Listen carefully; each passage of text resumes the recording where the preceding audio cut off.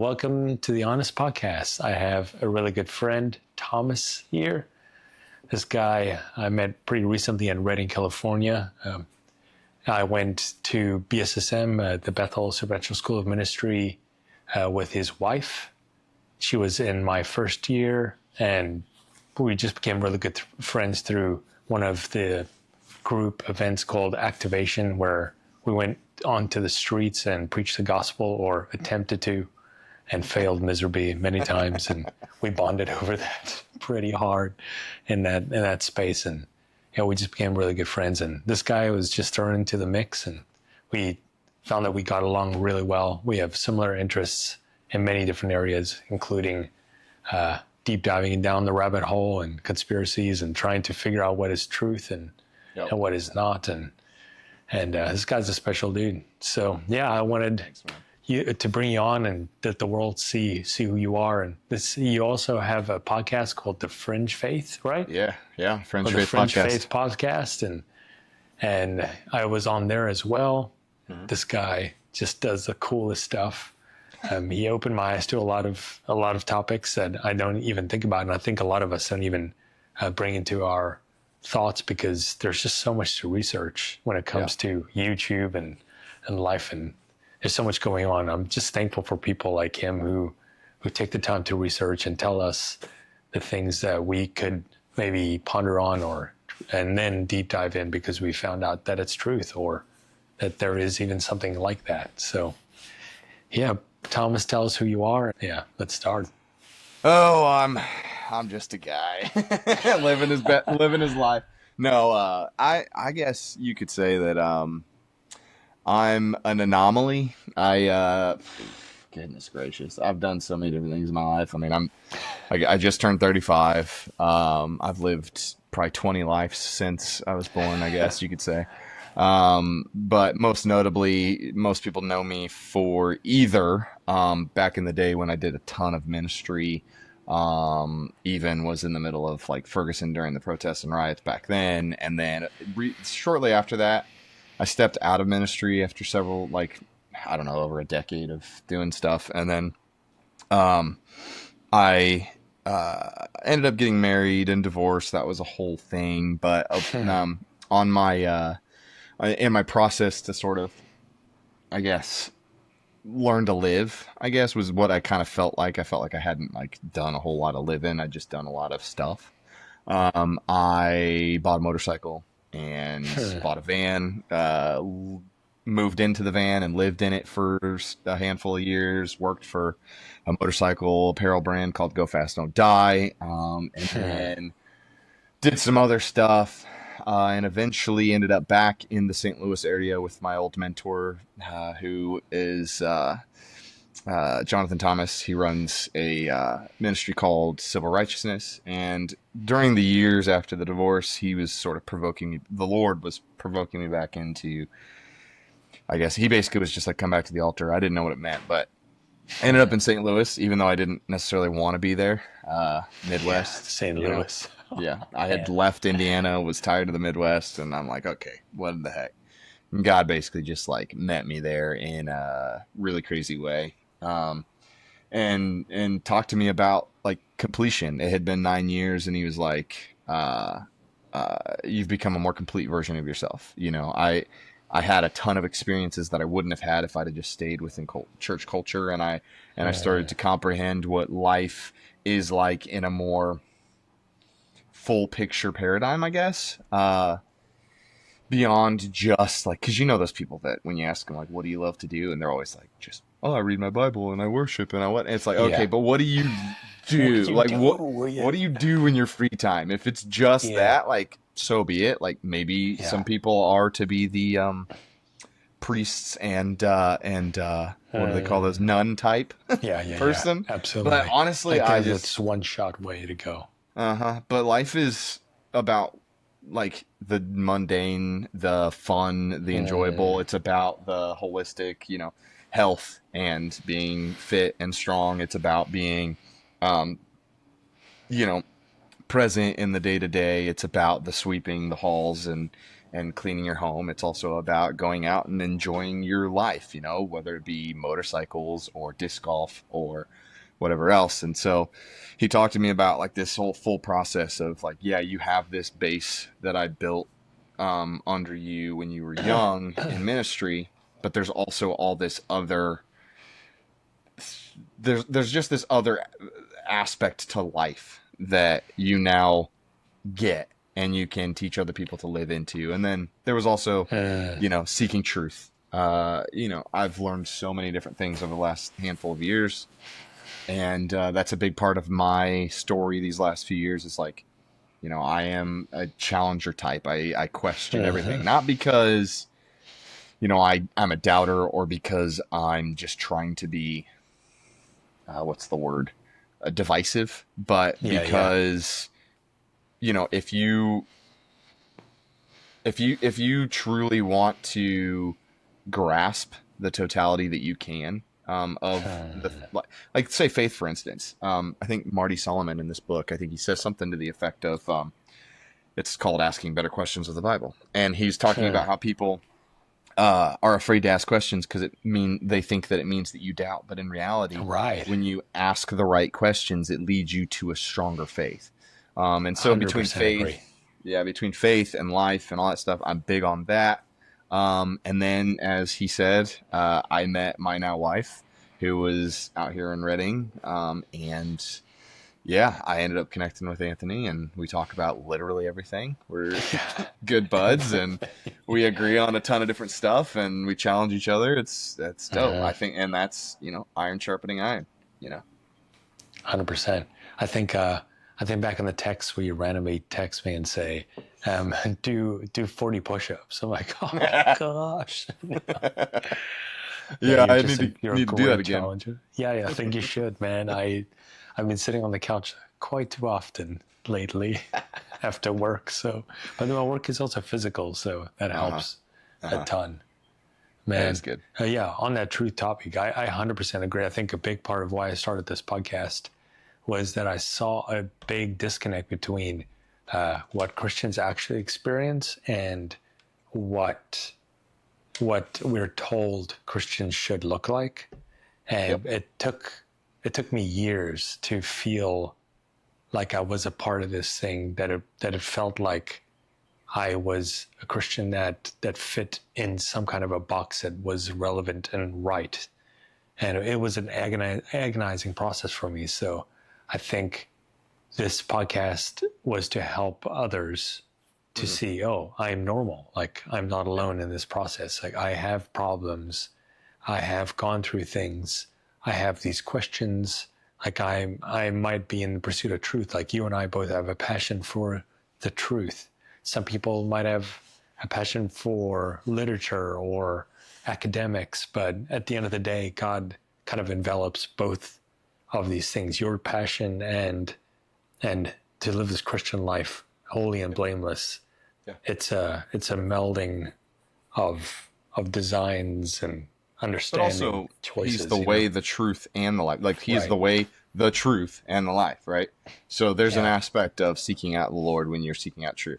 And the dangerous part is, like, a lot of people, especially with conspiracy stuff, they go like, oh no, you'll end up in living in a bunker and like afraid of everything. And I'm like, no, that's not actually seeking truth. That's just confirming your fear biases. When you actually seek out the truth, you recognize that, a lot of the conspiracy world is, it's loaded and it's laced with both truth and lies. And you have to have the, what's that called? Discernment to be able to split, and the spirit, because the spirit can cut, soul for spirit, or however that text goes, in the same way he can articulate what is true and what isn't. And so it's a process, but like, it really does. I truly believe that the more you seek truth, the more you are led to Christ. So I agree with that fully. Yeah, that's what I'm trying to figure out too. It's like, I don't want to be closed to any question, because at the end of the day, like, if you ask all the questions and you deep dive down the holes that of the things that make you feel like you're doubting the Lord or doubting this or that, you most often come to the conclusion that, oh, this is truth because I've seeked out this thing, instead of just saying, I blatantly look at this and it's okay. Like, sure, I'll do it. But deep in your heart, you just feel this frustration.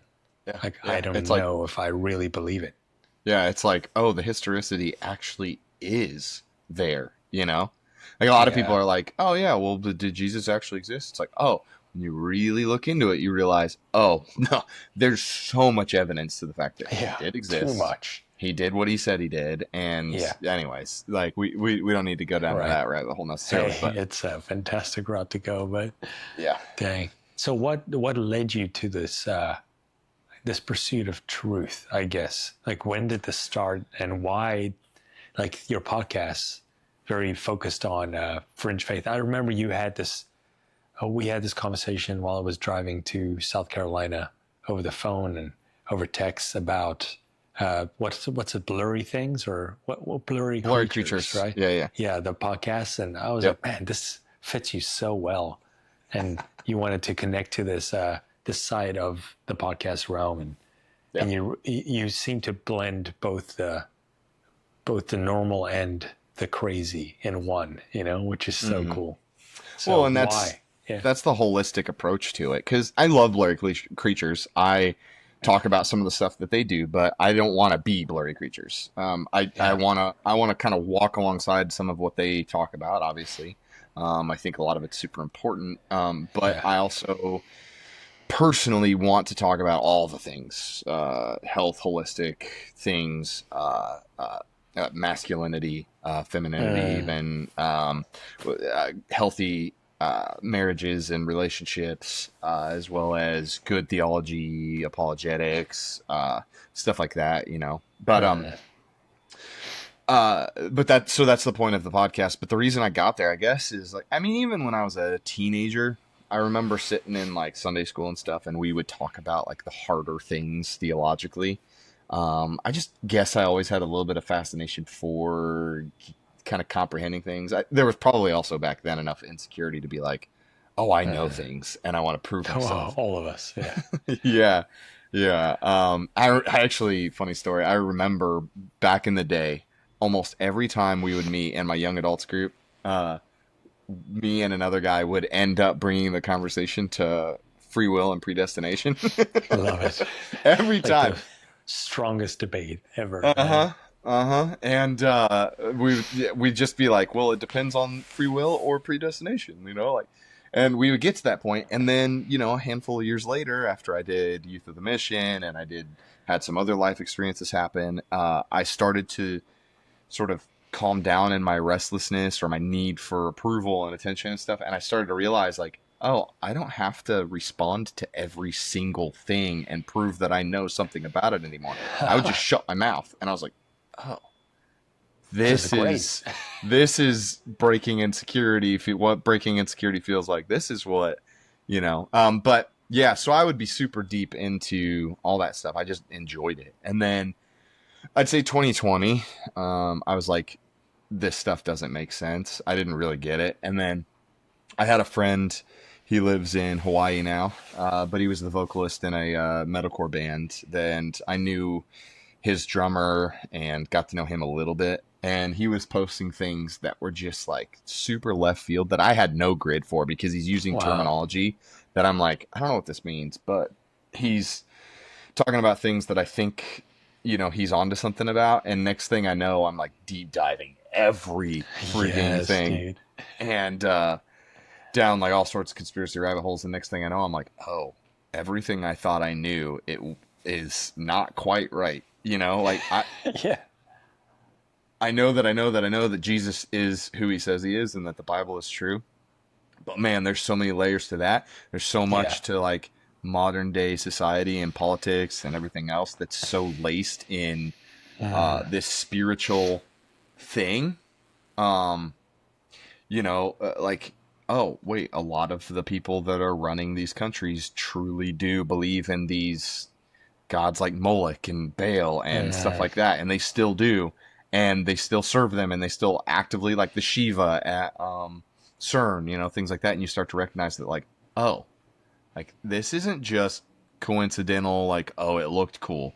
Like they're doing full on ceremonies and stuff. And I'm starting to realize that, oh, the spiritual warfare the Lord's talking about is way more in our faces than we realize. And our world view, mostly because of Constantine, or not Constantine, sorry, Augustine, because of Augustine. I mean, and Augustine said a lot of good things, but he took Christians from a very spiritual, like, comprehension of things to a very physical approach to things, like a more of a almost Darwinistic, naturalistic, I guess might be the word, point of view. And it's like, after I started to see all of that, I was like, oh, I need to really grasp things. And I'm a big health guy, so I started to get into things like what's wrong with food, and then I realized, oh, sunlight is actually really good for us, and when we aren't, going out into it only occasionally, getting burnt and then whatever, but like when we actually get chronic sun exposure, it's super good for our mitochondria. And anyways, all of it, I was just like, whoa, everything that I thought I knew is either skewed or a little bit wrong, or like there's way more depth to it than I ever thought there was, Wow. So yeah, That's wild. And so this started pretty young, obviously. a little bit, yeah, like grasping basic theology and apologetics, I think, was a big thing back then. So yeah. Interesting. And I don't usually say that. Debates? I mean, just within group context. But I don't usually tell people about that because I never think about that. I always think of like, oh yeah, 2020 happened and that made me question everything. But I've realized recently, like, oh wait, this actually goes way back further because of my desire to like comprehend things. So yeah. It's crazy. Yeah, and you were touching a little bit on family and that process of getting healthy, like mental health. I think that's something that I've seen both you and Emma walk powerfully in, is you guys just talk super straight in your marriage. You talk super straight before you were even married about the depths, and like, I've done this, I've gone through this process. Like, how did you get to this space? Like, what made you go after health, even in coming from this crazy background, where you've been kind of all over the place, For me, so after my first marriage, the divorce, so there was an affair, and then there was me fighting for the marriage for 6 months, and then, when it didn't happen, when there wasn't a redemption there, I fell apart. But there were a couple things that I had decided. I was like, one of the reasons why I fought for that marriage, even after infidelity, was because I knew a couple that had survived it and had a beautiful marriage beyond. And like, the redemption story was incredible. Her conviction was intense. And I was like, I want to embody that. The other things were like, if this marriage does end up dissolving, then I don't want to take any of what happened in that marriage into my future relationships. And not to say that I did it perfectly, but I did my best to feel, I guess, all the emotions that I needed to feel. Now, did I cope with, being sexually promiscuous for a while? Yes, I did. I'll be honest. But most of the time I, tried to dig through all the emotional things that were going on, actually cry, actually feel things, because I was like, because I knew that if I didn't, I would bury it and it would come back out in my future marriage. In the marriage that I'm in now. And through that, I think I just have always been super intellectual and trying to grasp things. And I had a pretty decent base of knowledge on how relational dynamics should be, I guess, and how to talk and how to whatever. Because even in that marriage, we never like fought. We would have like little disagreements and there were some things, but like I never raised my voice more than like my typical, like, I can be just loud just because I'm loud, but I never like yelled. We never like fought. And, that was always in me anyway. It's just like, that's not a thing that I'm willing to do. But since then, I've learned how to articulate what's going on with me better, because even, when I was going through the process of all the divorce stuff, I came to some friends and I was like, hey, I recognize that what I'm feeling is probably mostly lies, but I need to express them to you. Otherwise they will just fester in me. And so I started learning stuff like that. And, over the years I got better at it. And, I guess I am open enough and vulnerable enough that I'm like, I'm not going to hide a bunch of stuff. I'm not going to, and I'm going to be honest. Like, you can take me or leave me is kind of my approach with anybody, any relationship.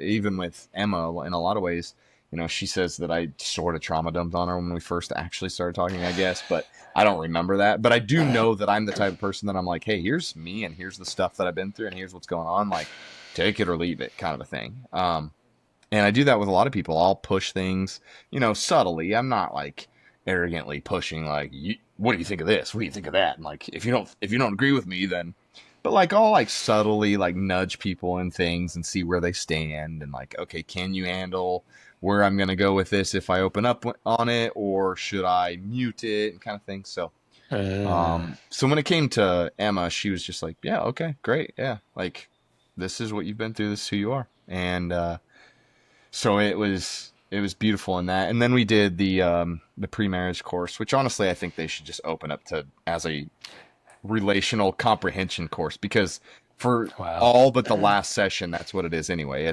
It's communication skills 101, really. Yeah. And, and we realized, like, first of all, we both have done a lot of emotional work. We both have learned to comprehend ourselves, or like understand ourselves enough. I'll put a pin in that part, but we went through and realized, like, oh, we're doing a lot of this stuff already, but most people don't get this, and that's one reason why we were like, okay, I feel like we're gonna teach this at some point, or we're gonna, And there's been a few times where we've had conversations with friends of ours where we're like, hey, this is what we've seen works, and we've been able to sort of plant seeds. Sometimes people are more open than others, but the pin is that, you can get to a point in self-awareness. There's this thing in culture right now where it's like all about self-awareness. I think self-awareness is important, but when it becomes selfishness, like constant, like, what's the word I'm looking for here?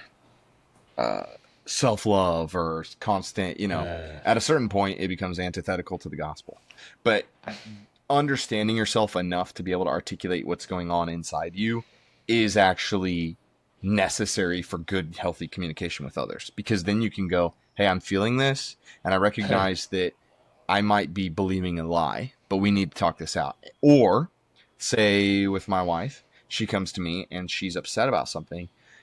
Some of the language that we learned was, her emotions don't make me a bad guy, so I don't have to get defensive. I can just sit and listen and be like, hey, okay, why do you feel that? What's going on? If it's something that I actually did, then I can go, oh, I'm sorry, I didn't mean it that way. Or, hey, this is a misunderstanding. Right? Exactly. It's feelings. It's not necessarily truth. And I don't have to be insecure about, like, oh no, like, oh, she's mad. What did I do wrong? What's wrong with me? And I don't have to immediately go like, well, I didn't mean that, or obviously I wasn't. I don't have to defend myself. And I think if we can get to those points where it's like, it's not selfishness to the point of like, oh, it's all about me, and if I ever have to sacrifice myself for you, then that's manipulation. No, actually, that's like me loving you like Christ loved the church. It's not. I don't have to back away from. Anyways, that's a soapbox. Wow. Hey, it's true, man. But yeah, I think all that's. Wow. I guess that's kind of how I got to that. Part of it was the rebuild from destruction of that happened in my life. It was, and the willingness to face both my demons and face the music and face, what was going on inside me and all that. So, dang. So how would you say, because one of my biggest changes in my life was marriage. Before I was pretty immature and I had a lot of insecurities, specifically in the relationship realm, because it was hurt so much, or I was just reckless with my past dating experiences, or whatever you want to call it. Like, how was the experience different after marriage than what you expected? Like, because first marriage? First and second marriage. Like, I'd love to hear when you got married, especially to Emma. Like, was it different? Yeah, like what did you expect, and what have you found that it actually really is? Well, with Emma, I think we were so open and healthy from the beginning that it's exactly what I think I expected it to be. It's amazing, man. Which is beautiful.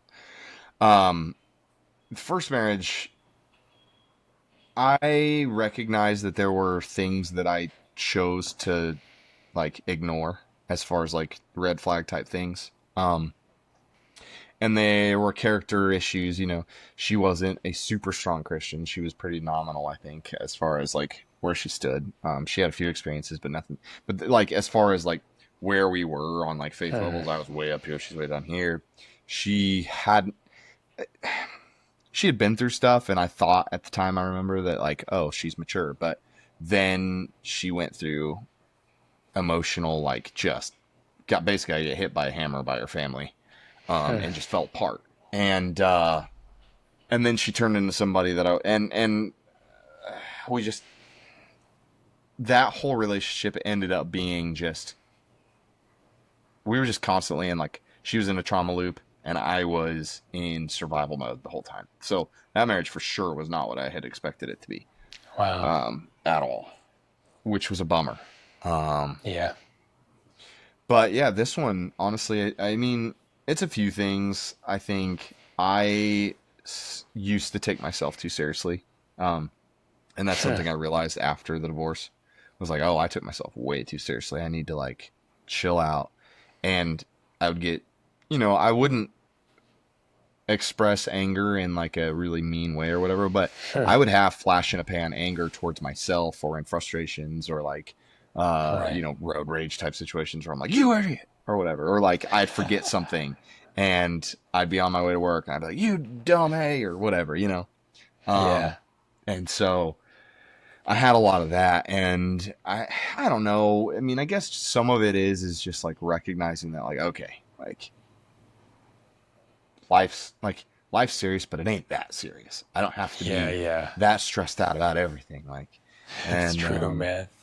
So I don't know what it is that kind of got me to this point. I mean, probably some of it is maturity. Some of it's willingness to do the work and to keep going anyway. But yeah, so a lot of the questions I've had with God, a lot of conversations I've had with people around me, almost the most overarching choice of thought has been, I've just lost my job, moving into a new season, and everything's changing.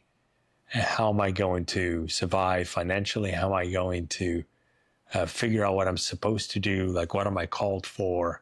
How am I supposed to step into that space? You just went through a major life change in some ways. Would you talk about that as well?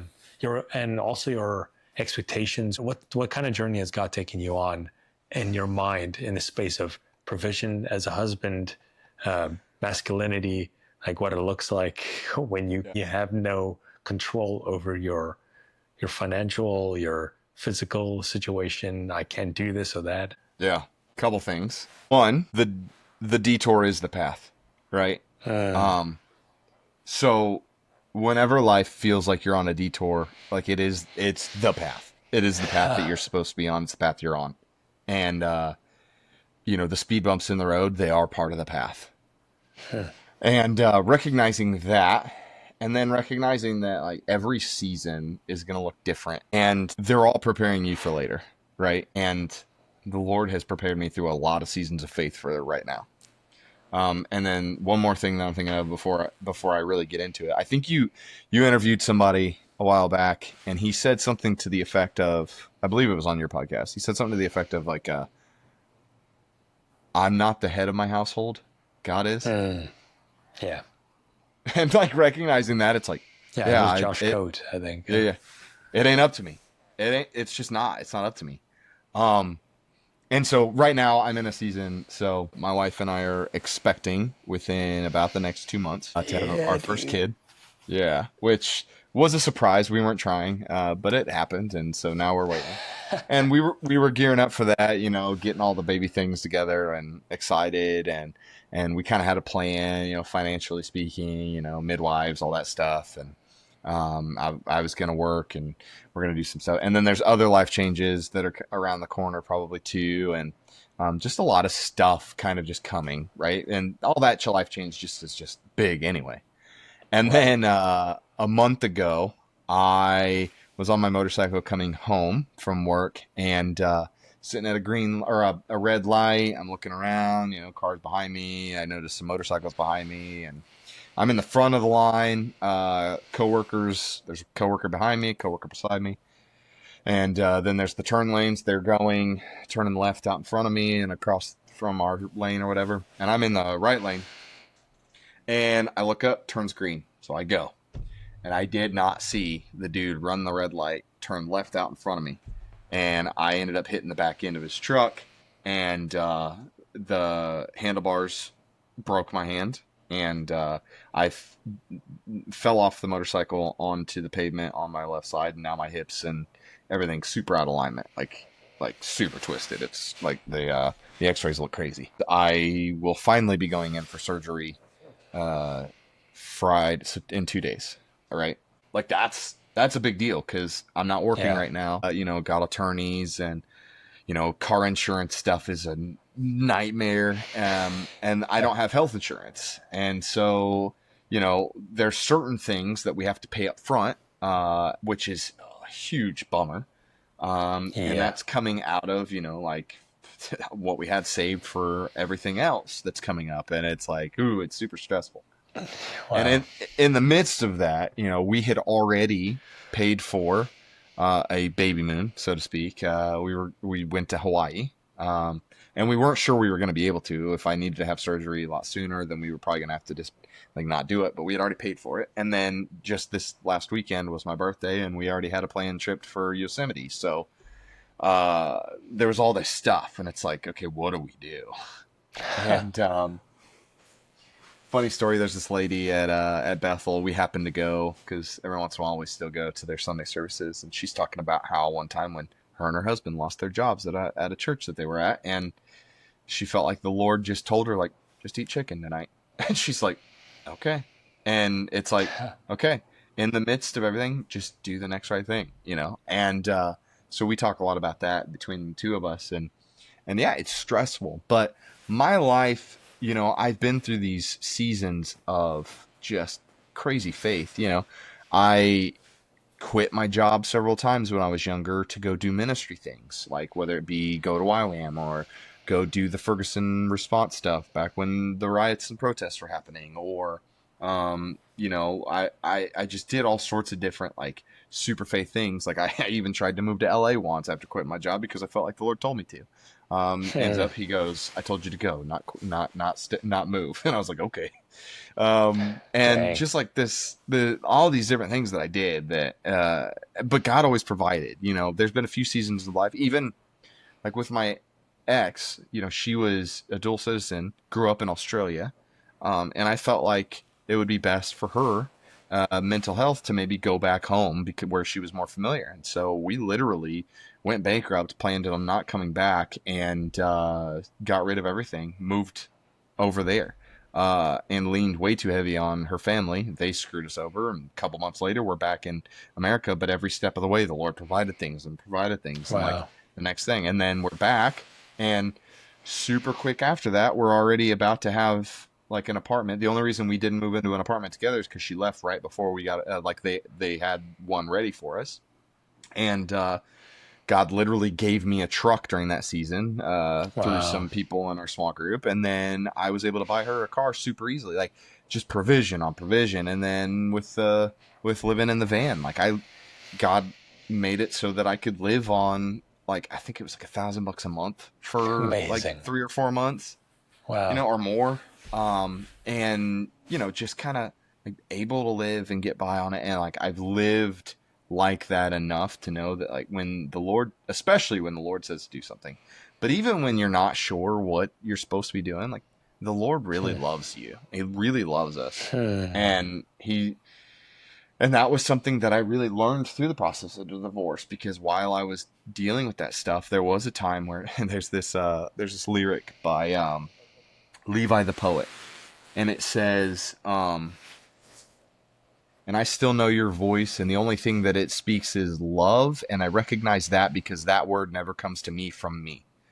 And I heard that, and I was like, oh, that's so true of me. Like, I believe that like God cares about me because he had proved it at that point so many times.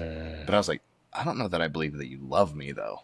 You know, because it's like, I sort of felt like, yeah, you kind of I just kind of just get by, you know? So it's like he cares enough to not let me drown, but at the same time, you know? And then over the time, I just learned, I was like, oh, like, no, God does love me. Life isn't as serious as I felt like it needed to be. And I don't actually have to make everything happen. And hustle culture actually is kind of stupid and antithetical to the gospel. And so all that said brings me to this season, and, you know, we're stressed. I'm not going to lie. Like, there's some anxieties about things, but ultimately we just keep coming back to, like, you know, we were in Hawaii, and there's these things called koqui frogs that like chirp just a bunch, and they've got a very specific chirp, but we hear it every night when we're sleeping, and we'd be laying there and talking about all the things like the surgery and everything else, and we just started making this joke. Instead of, you know, God cares about all the birds, we'd be like, God cares about you more than the koqui frogs. And it's like just that reminder, and we keep saying it even though we're not in Hawaii anymore. It's like, God cares about you more than that koqui frogs. He's gonna figure it out, you know. And so far, everything has lined up enough, you know. Wow. Some money comes in from this thing or whatever, and, you know, I'm still waiting to see if I'll get on disability or not. I'll get a paycheck from that or not. Whether or not I have to go back to work before I'm supposed to or not, you know. Wow. And then the baby will be here, like, right after after my hands healed up, and it's just like, all right, things will work out. And I trust that. I know that. I've seen it. I've experienced it. Right. And so, yeah, I'm in it again, but it's like, okay, I'm a little anxious sometimes, but ultimately I'm like, my history with the Lord shows that, like, no, I'm going to be okay. And I know that. And as long as I continue to live like it, then he would, and lean into him, you know, which I haven't done the best job at. I've been kind of sulky. I've been kind of just sitting around and watching TV too much. And honestly, like, this podcast is good for me because I haven't actually done any podcasts since my wreck, because I was like, all right, I'm taking a break. And then I was like, okay, I need to start editing stuff. But then I get so just like, ugh, and like all day just kind of passes by, and then I'm like, I feel crappy about myself. But like, then I'll get back into a clear headspace. I'm like, no, everything's okay. Like, I just need to do the next right thing. We need community, do the next right thing. Yeah. And we don't have that here hardly, which is another thing. I'll be honest, that's another thing. And that leads into more, you know, potential life changes in the future, or definite life changes in the future. But, you know, that's not, you know, something we're just, you know, but I'm not going to say, you know. Yeah, so. I totally get it, dude. Yeah. So, that raises a good question. Why do you think it's so difficult for our generation, or at least almost everybody I know struggles with finding close friends?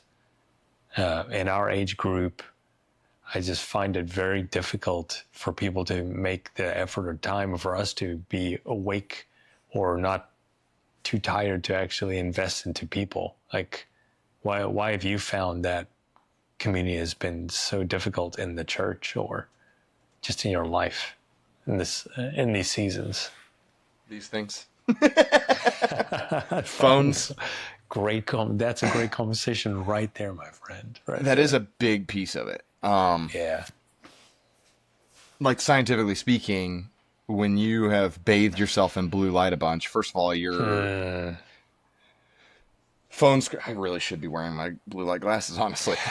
I wasn't even thinking about it, but you're looking at a screen right now. I know, blue light. Like, we're getting inundated by blue light. Like, there's so much. You and I talked about this on our episode, so I'm not going to go super deep into that part. But like, it is destructive to our mitochondria, and our mitochondria is what fuels our life and our energy levels and everything else. And if our mitochondria isn't functioning properly, then we don't have the energy to whatever, and we're constantly bathing ourselves in blue light.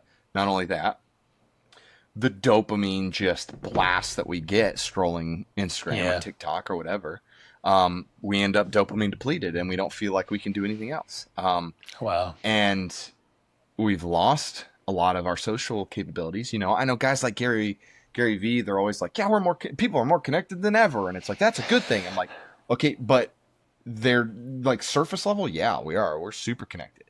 But there's zero depth to most of our relationships. Yeah, it's scary. Yeah.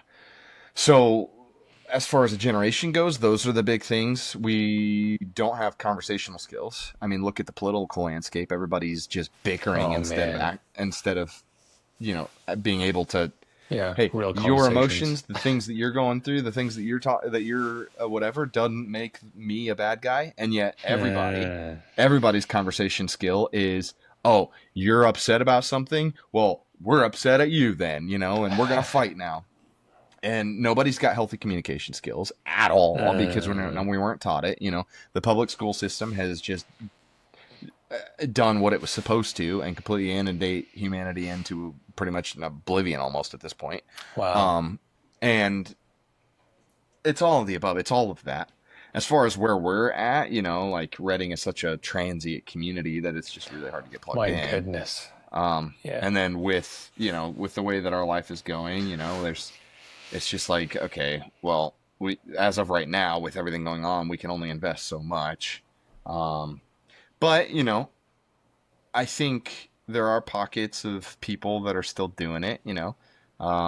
Emma's really close friends in Ohio do community super well, you know. And I've got people that I'm like community with sort of all over the United States now because of, you know, gallivanting and stuff. But like there's not enough depth in that. And I'm excited about our future. I think our future is going to have the depth that we need, but it is sort of like an actual epidemic in our society.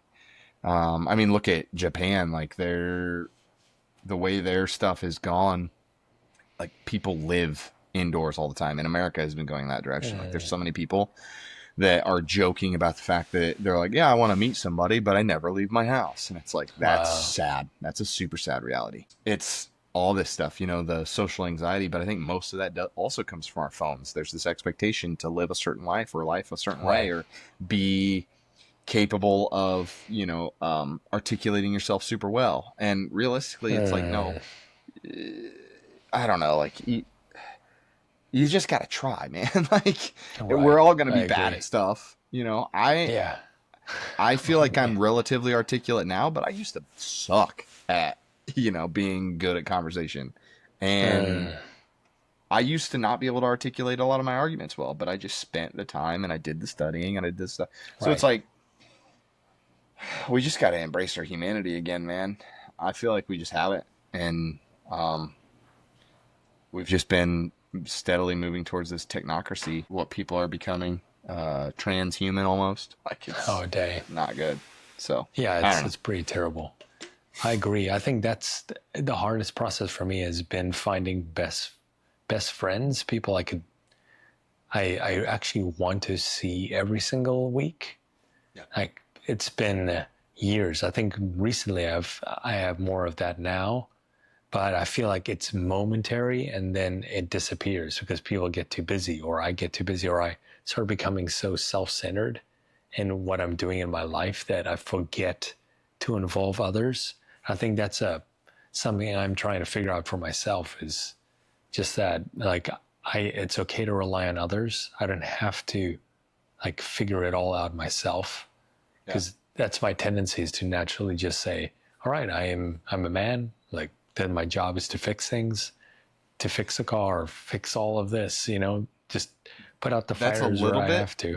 That's a little bit natural, but it's also a little bit unnatural. It's 100%. A lot of it's actually society. But realistically, when you look back at healthy societies, you know, the saying it takes a village to raise children, like it really should take a village to raise children, to do all the things, you know.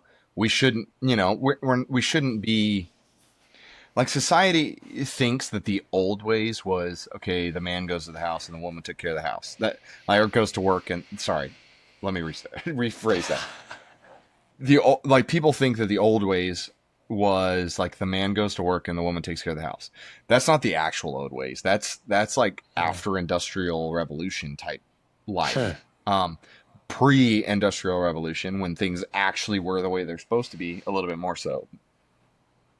Dad might be a blacksmith, the kids are probably helping along with it, and the wife is probably also doing stuff, but the blacksmith forgery is probably just outside the house. And so, you're still living together, you're still doing life together. And then, because you're the blacksmith, the guy across the street, he's the butcher, you go get your food from him and you trade services or you do whatever. And it's like, you recognize, I'm reliant on that guy. He's reliant on the hunter to go get the food, probably, or the people that are, that have the cattle or have the whatever.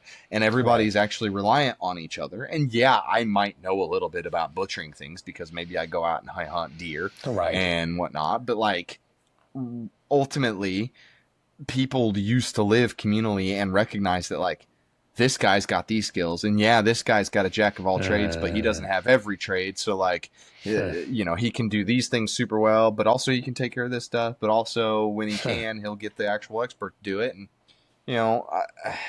and people would go to like the local pub, and like that's where they would commune or whatever. So like, the actual old ways, super healthy. I think people get their panties in a bunch, like, especially when it comes to like the feminism or other stuff. They're like, well, people want the old ways, then they want the woman chained to the table and this, that, and the other. And it's like, yeah, traditionally speaking, yeah, the women did a lot more of that, but like, realistically, mom and dad were home. They both took care of their things that they agreed upon, and they might have a family business where all of them do stitching of some sort, and it's like, I don't know. I think that's an actual healthy approach to community, and how we get back to that, I don't know. Yeah, that's a good question. I think Mary and I just had this exact conversation, the frustration of, like, we don't have people around us that we feel comfortable, like, leaving Jasper with, because, it's like babysitting. Who do we ask to take care of our kiddo? When we want to go out, or when we want to do this or that. It's just like, we're not close to family. Like, having that fight with your own mind, like, did I make the right choice? Like, am I in the right place? Should I have been close to family? Like, there's so much that goes on. Like, the choices we make have all of these myriad of dominoes falling at the same time. Like, wow, like, we really take on too much responsibility ourselves, and we need to involve people in it. And how do you do that when you've done it for so long on your own? Yeah. Well, I think some of it is you have to be willing to self-sacrifice for yourself, or like for others, I mean, and then hope and pray that they'll do the same for you. But like, I think that's what the church was meant to be. I mean, right now it's an institution, and trying to actually collaborate real life with people is kind of goofy, especially because most people don't think like doing life means actually living into each other's lives on a daily basis, or like, who do you know who does that? Like, I actually know a couple people. Thank God, it's super few. I do not know many people, man. Mm-hmm. Well, like, so Emma's community in Ohio. Eventually we plan on being back there. But like, her close friends, they legit are like, they see each other as often as possible. They're like, actually living into each other's lives, I feel like. And it's not like, oh, let's just get coffee once in a while. It's like, no, like, Emma, before she came out to BSSM, it was like, she'd go over, she'd, do some chores around the house just to be helpful and stuff, but she'd be there in their lives, Why? And her other friends would be the same way. They'd be over there, and they'd actually, so, and it's not every week you're going to see each other all the time. It's not, it doesn't have to be that, but it's like a very intentional, hey, when stuff hits the fan or somebody's in the hospital, like, we're willing to drop whatever we can drop to be there for each other. And that's a covenant community. And you don't see that a lot because people don't know what covenant community should look like, but that's what the church should be working towards. So yeah, Oh man. man, that's so important. I think this is the kind of stuff we need to be focusing on more in our lives, because without it, we really are just selfish human beings that go through our lives trying to make our own things come true. And it's we like maybe the last time we've helped someone change their tire or fix someone's car for free, or that's just my world of like the physical hands-on stuff. But everyone's got something to give in their community, and we're like pawning our business off of the people around us to the point where it's like it's all transactional, and there's very few like sacrificial connections where we're giving. Well, Yeah. it has a lot to do with that whole, like, back when I took myself too seriously, I felt like I had to be like hustling for the things. And when you're in that mentality, you're very self-centered. So you're very self-focused, very like, what's the thing that I need to do what? And I've just realized, like, listen, I've been around some seriously successful people. And I've just watched that it's like, yeah, you're super successful, but like, and like everybody thinks that your marriage is super great, but like you're like, okay, but there's this thing that's like super turbulent that you kind of just shove under the rug. And then there's this thing. And then as far as like relationally goes, like, yeah, you've got friends, but how many of them are actually super deep? Like how many of them could you actually open up to?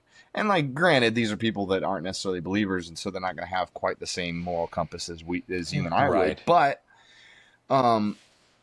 recognizing that, holy cow, that whole thing, that whole paradigm, it's just so unfulfilling. But that's what culture is about right now.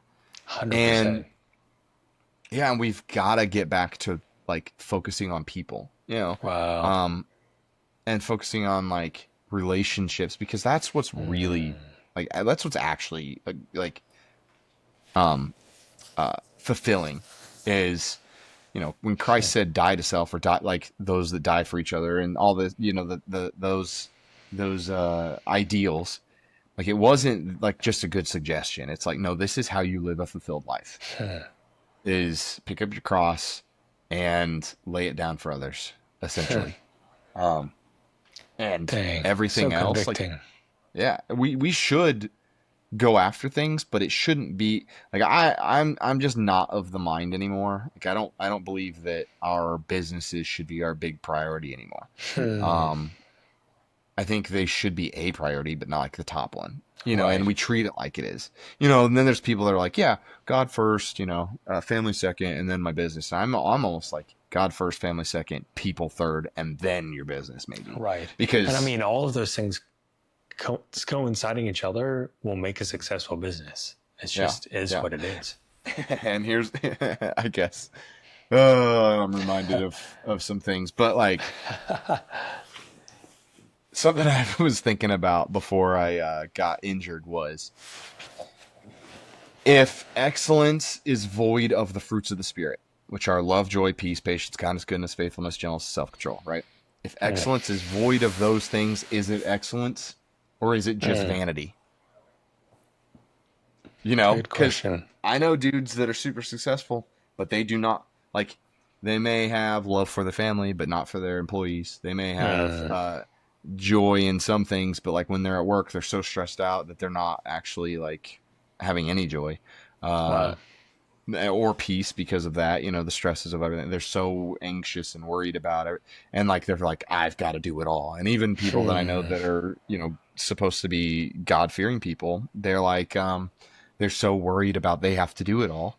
Or like, patience, they don't have a whole lot of that for their employees or whatever, kindness, goodness, faithfulness, all that, gentleness, self-control. Like, almost never do they have gentleness. And then there's some guys that they have no self-control. As soon as things go bad, they're yelling at everybody. Right.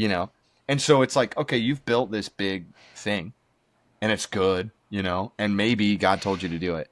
But like, is it truly excellent if um, if there is no fruit of the Spirit in it and the way that you interact with it or whatever, you know. And I'd be willing to say that even if God did say, like, hey, you should do this thing and I will bless it and build it, in the same way that he blessed Saul, like, if you completely forsake the Lord or the fruits of the Spirit or the Holy Spirit, whatever, then I'd be willing to bet that he'd take it away from you before you completely walk away from him, kind of a thing, you know. Man. Like, if it's better for you that you lose the thing that you built, than rather than, you know, lose your soul, kind of a thing. Yeah. Yeah. Dang. So it's that's okay, something man. I've been thinking about. That's a really deep focus. I mean, that's super convicting for me too, because I mean, at the end of the day, like, yeah, my business is picking up and things are going really well, but also I feel so like, I get it. Self-centered, man. Like, I get it. Well, and I struggle with, like, oh, should I try to be more successful? But then I'm like, okay, what should I focus on? And then it's like, okay, Lord, what do you have for me? And I don't feel any peace towards doing any particular, like, certain things that would be considered earthly success. You know, I don't feel like the Lord's going like, yeah, you should do these things. And so then I go like, okay, like, but should I? You know, because that's what people do, and that's how to be a good head of the household. But then I remind myself, God's the actual head of the household, and I know people that, like you guys or my mentor JT, who were, God literally took care of them for like an entire year. oh, Like 100%. JT he tried to get a job because his wife asked him to, but for an entire year the Lord was like, no, I'm going to provide for you. You won't have a job. And so, like, he would try to get a job to make, you know, because his wife was super stressed about it. But every single month and every single, like, I think they had like a water heater break or something like that or whatever it was. And it was going to be a certain amount. And God literally just gifted it to him. And I've seen it in my own life. And maybe some people have different things on their life that the Lord wants to, like, God wants to prove out certain things in certain people's lives in a way. And maybe my life is one of those. They have, maybe. Well, or like an anointing for something, like, or like, so maybe one person gets the gift of healing because, like, and like really lives into it because God wants to prove to the world that that's the thing. Whereas people like maybe me, you, JT, others, it's like he wants to go, yeah, you won't be successful in the way that people expect, but I'm going to bless you in like these ways that are going to prove that I'm going to take care of you, and you're going to have a fulfilling life in a way that those people that are naturally successful envy because you're fulfilled on the inside, even though you're not physically successful in that way. Like, I expect to be, financially stable. Yeah, and in a place where, like, we want to do a homestead and stuff like that, I expect that we'll be blessed, but I'm probably not going to be a multimillionaire. It's just probably not going to happen.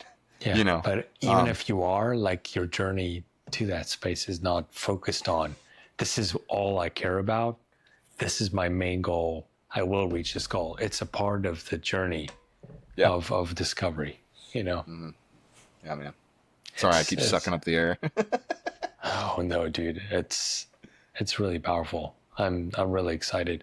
I wanted you to share some a bit of focus on the Fringe Faith Podcast and why you did the podcast and where people can find you.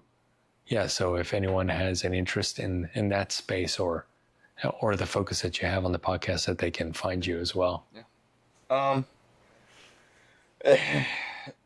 Another one of those, like, man, the Lord makes foolish the wisdom of the world kind of thing.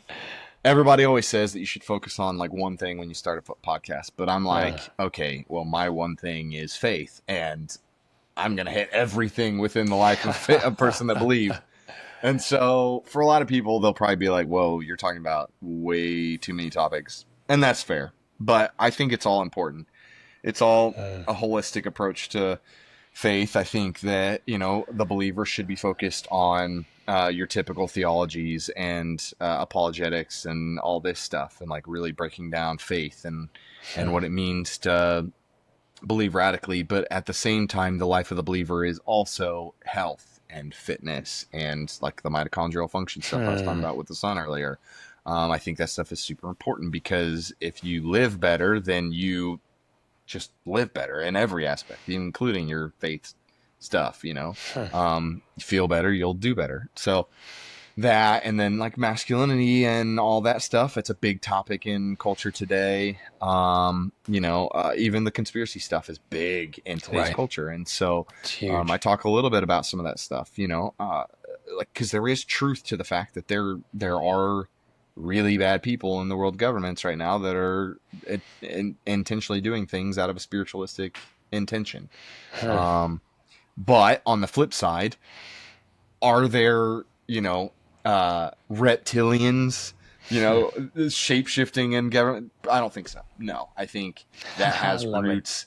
That has roots in, what is it, Mesopotamian ideology, but I think a lot of that parallels like Genesis 6 stuff and Book of Enoch stuff, and like how do you seek truth in our age of conspiracy? You know, you've got the political sphere, you know, you've got everything. So I'm talking about all of it because I believe it matters. You know, I even interviewed your buddy about like, we really dove into the preterism thing because I had never heard it actually explained well before. Yeah, dude. Yeah. He's the first guy who actually, in my life, have actually obsessed over that topic. You know. Yeah. But it's a topic that I hadn't even heard of, and you know, regardless of whether or not I believe it or not, I'm like, oh, you're onto something for sure about the whole, like, we shouldn't be living like the world's going to end and completely forsake it because of that. But then, you know, I talked about Michael Heiser's Deuteronomy 32 worldview, which is, I think, super important to grasp what's happening in culture with New Age and the whole witchy vibe stuff happening in culture right now. And then we talked about, you know, some political things because I think it's important. I think we have to it's only cast down our political idols. Yeah. Well, like the Trump political idol. The worship of Trump or... Exactly. Yeah. Exactly.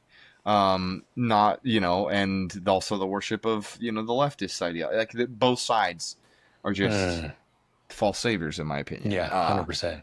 Because the only person who is supposed to worship is God. You know? Exactly. And we won't get into it. That's...